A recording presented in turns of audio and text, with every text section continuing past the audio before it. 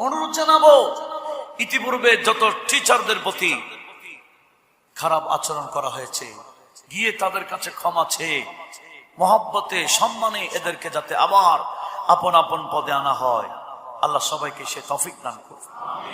ওনাদের কোনো দোষ থাকলে বিচার আছে, এদের প্রতি বিচারেরও একটা পদ্ধতি আছে কিনা, এটা আইন অনুযায়ী করতে হবে।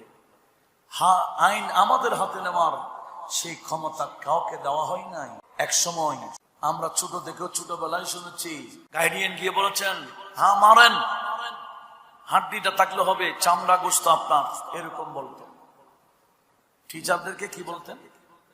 বলে মারেন, না মারলে ছেলে পড়বে না, ছেলে মানুষ হবে না, তাকে মেরে মেরে শিক্ষা দেন। এগুলা গাইডিয়ানের শিক্ষকদেরকে উৎসাহিত করতেন, যারা মার খেয়েছে টিচারদের এবং সেটাকে মাথা পেতে নিয়েছে। আজকে তারা বড় বড় পোস্টের মধ্যে আছে, বড় বড় পদের মধ্যে আছে। আর এখন তো একটু মারতে গেলে গাইডিয়ান এসে টিচারকে মারে। এই পরিবেশ আমরা দেখেছি না? নাই। গাইডিয়ান যখন শিক্ষককে এসে মেরে মারে, এটা ছাত্ররা দেখেছে, বলে আমরা আর দেরি কেন করব, আমরাও শুরু করি। আমার সাথে তো আমার ছাত্ররা কোনো আচরণ করেনি, আমি কেন বলছি? আমি বলার কারণ হেদায়েত। আমার দেশবাসী ছাত্ররা যাতে তাদের জীবন দুনিয়া আখিরাত বরবাদ না করে। কিভাবে বসতে হয় শিক্ষকের সামনে, ইমামে বুখারী উনি শিক্ষা দিয়েছেন।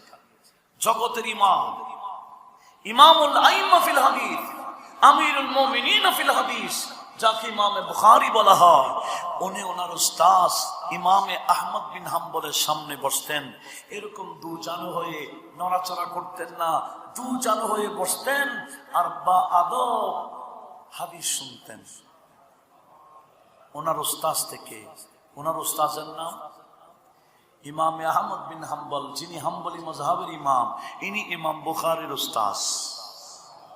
একটু বড় আওয়াজে বলি না সুবহানাল্লাহ। আদব আমাদেরকে, আমাদের মুরব্বীরা সলফে সালিহিনরা আদব শিখালেন। এমনকি প্র্যাকটিক্যাল আদব কাকে বলে শিখাবার জন্য আমার আল্লাহ জিবরিল আমিনকে পাঠাইছেন। হাদিসে জিবরিল খুলেন, এটা মিশকাতের শুরুতে আছে, সাহাসিকতার হাদিস। জিবরিল এসে আমাদের নবীর সামনে মানব সুরতে আসছেন, এসে বিভিন্ন মাল ইমান, ওমাল ইসলাম, ওমাল ইহসান বিভিন্ন প্রশ্ন করতেছে। এমারত